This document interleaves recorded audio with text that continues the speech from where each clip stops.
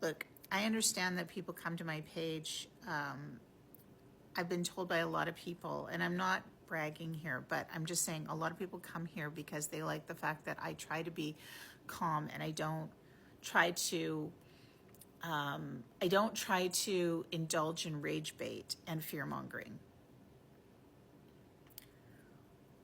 But there comes a point where we have to stop being academic and we need to be emotional.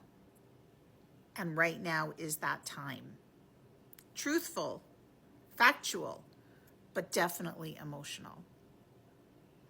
What's happening in the United States right now, what's been unfolding over the last year, one-offs, sure. We can say, hey, don't get too upset. Don't panic. It's okay. But when you see that, when you connect the dots and you follow the trajectory, it's time to ring the alarm bells. The federal U.S. government is trying to steal the voting apparatus in the country.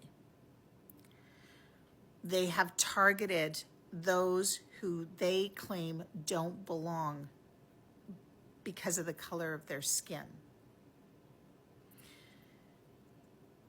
They are now jailing journalists, independent journalists, who are Black, by the way, for exercising their First Amendment rights and freedom of the press.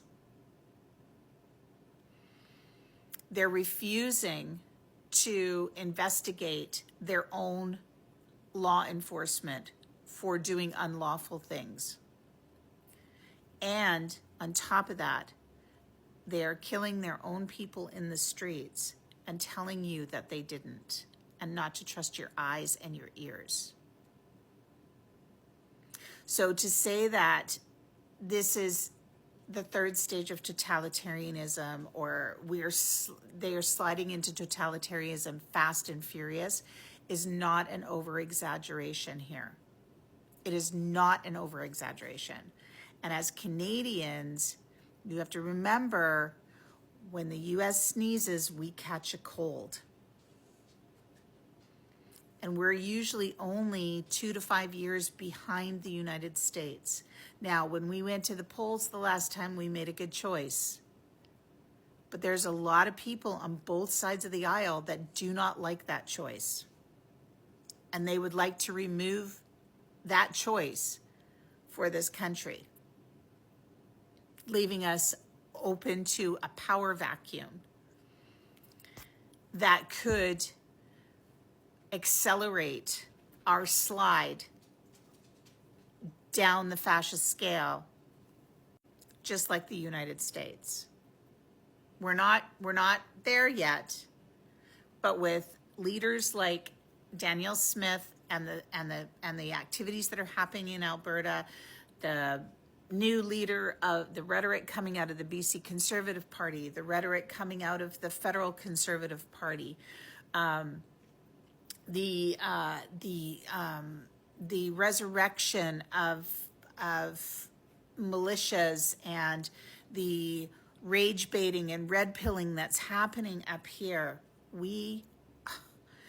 If we're not careful, if we're not aware, if we don't give these things the names that are appropriate for them and pretend like it's not that big a deal, we're going to be in the exact same spot.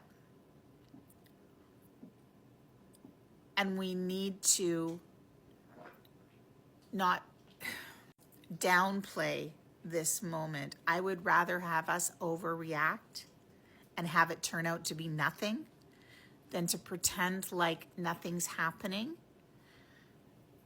and then we become the US 2.0 in 2 years.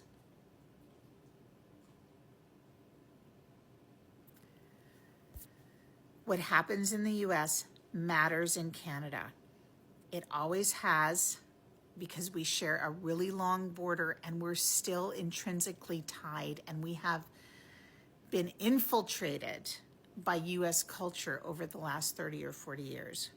We need to pay attention. We need to use the appropriate language, and we need to create the urgency that is needed to prevent this from unfolding here. Say no to Christofascism and have a day.